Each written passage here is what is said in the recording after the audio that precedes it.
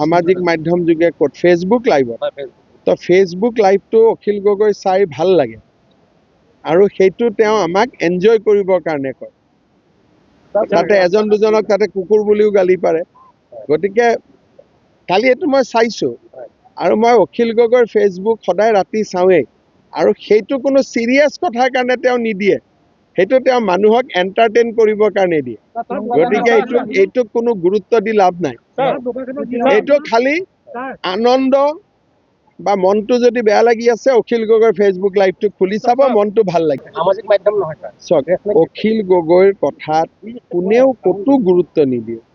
অখিল গগৈক ৰাতি চাব লাগে মনটো কাম কাজ কৰি যেতিয়া মনটো বেয়া লাগি থাকে অখিল গগৈক চাব লাগে আৰু চালে মনটো অলপ ভাল লাগিব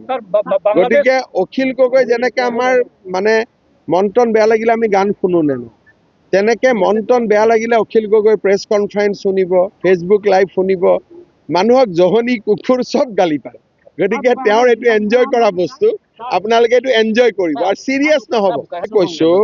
অখিল গগৈৰ প্ৰেছ মিট অখিল গগৈৰ ভাষণ অখিল গগৈৰ ফেচবুক লাইভ যেতিয়া আপোনাৰ মনটো বেয়া লাগি থাকিব তেতিয়া চাব এতিয়া হয়তো ভাল নালাগিব দিনততো চব ব্যস্ত হৈ থাকে ৰাতি যেতিয়া কাম বন কৰি গা পা ধুই মই লাইভটো চাম আৰু মই প্ৰায়ে চাওঁ মোৰ ভাল লাগে কালিও চাইছোঁ মই ৰিফ্ৰেছ লাগে মনটো আপুনি এনজয় কৰিব পাৰে অখিল গগৈ এজন গুড এণ্টাৰটেইনাৰ গতিকে আপুনি এণ্টাৰটেইন কৰক